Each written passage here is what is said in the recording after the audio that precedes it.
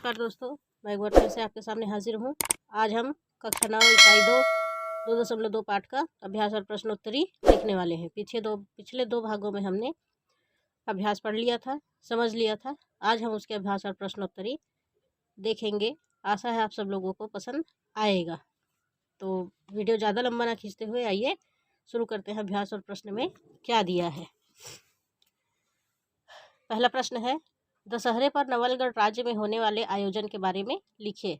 पुस्तक में चूंकि दिया है नवलगढ़ राज्य में दशहरे पर आयोजन किया जाता था, तो आयोजन के बारे में लिखना है।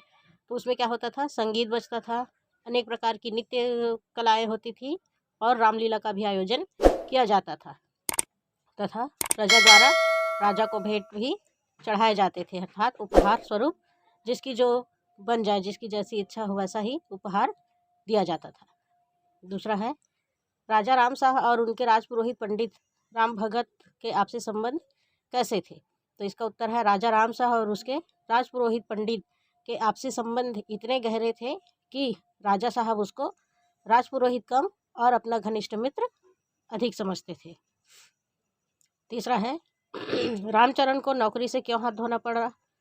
तो इसका उत्तर है, जब राजा अपने पद से हटे उसके बाद उसका बेटा जो है पद संभाला, राजा की गद्दी पर बैठा, तब पुरोहित के पुत्र रामचरण भी पंडित जी के जगह में ले लिए। और राजा का बेटा कैसा था, विलासिती था, उसको वह संगीत प्रिय था। सुबह होते ही वह क्या करता था, संगीत में डूब जाता था और प्रजा की तरफ ध्यान नहीं देता था। रामचरण क्या है, उनको रोक टोक करता था और उनका ध्यान प्रजा की ओर खींचना चाहता था, जिससे परेशान होकर राजा ने उसे नौकरी से निकाल दिया। मोतियों की फसल वस्तुतः क्या थी। तो इसमें दिया गया है, जब रामचरण को नौकरी से निकाले तब वह शिक्षा का प्रसार करने लगे और उससे जलन होकर उनकी शिकायतें करने लगी। तब वह कहते हैं कि मैं मोतियों की फसल के बारे में बता सकता हूँ। वास्तव में वह गेहूं की एक फसल थी, जिसमें सुबह के टाइम में ओस की बूंदें बैठे रहती थी। ओस की बूंदें जब पड़ती थी तो वह मोतियों के समान लगता था, उसी को यहाँ मोतियों की फसल कहा गया है। पांचवा है, रामचरण की सफलता पर किस तरह की प्रतिक्रियाएं हुई। रामचरण की सफलता जब आगे बढ़ती गई तो कुछ लोग खुशामदीद करने लगे, उनसे जलने लगे और राजा से शिकायत करने लगे कि प्रजा को राजा के खिलाफ भड़काया जा रहा है, जो कि एक अपराध है। ऐसी उनकी बुराई करने लगे। वे लोग करते थे जो उनसे जलते थे। अगला छठवा है, राजा राम शाह और उसके पुत्र राजेंद्र के व्यक्तित्व में क्या समानताएं थी, एक तालिका के रूप में लिखिए। तो राजा राम शाह और उसके पुत्र में समानता क्या थी, क्या देखते हैं। दो बॉक्स दिया है, उसमें मैंने कुछ लिख लिया है पहले से। विलासता प्रिय थे राजा और उसका पुत्र राजेंद्र शाह, दोनों क्या थे, विलासता प्रिय थे। पारंपरिक ईश्वर, अपने को पारंपरिक रूप से ईश्वर मान बैठे थे।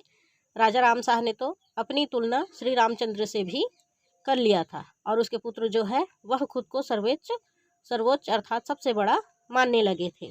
संगीत प्रिय थे राजा राम शाह और उसका पुत्र, दोनों संगीत प्रिय थे और प्रजा के प्रति उदासीनता का व्यवहार था। वे अपने विलासिता और संगीत प्रिय में लगे रहते थे और दोनों प्रजा के प्रति विलासिता रखते थे। प्रजा की तरफ उतना ध्यान नहीं देते थे जितना उनको देना चाहिए था।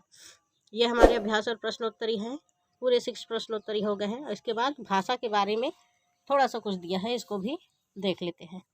पाठ में दिए गए मुहावरों के अर्थ लिखकर उनका अपने वाक्यों में प्रयोग कीजिए। यहाँ कुछ मुहावरा दिया गया है, उसका वाक्यों में प्रयोग करना है।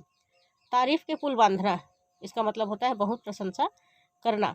रोहन के पास होने पर उसके पिता ने उसके तारीफ के पुल बांध दिए, यह एक वाक्य है। ऐसे ही बाकी का मैं सिर्फ अर्थ बता रही हूँ, आप लोग वाक्य बना लीजिएगा। बीड़ा उठाना, जिम्मा उठाना या जिम्मेदारी लेना, किसी चीज़ का बीड़ा उठाना या जिम्मेदारी लेना। खेतों में काम करने का बीड़ा मोहन ने उठाया।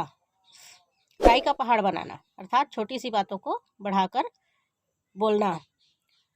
इसको छोटी छोटी बातें जो होती है उसको जब हम लंबा खींचकर बढ़ाकर बोलते हैं, व्याख्या बोलते हैं, तो वह होता है राई का पहाड़ बनाना।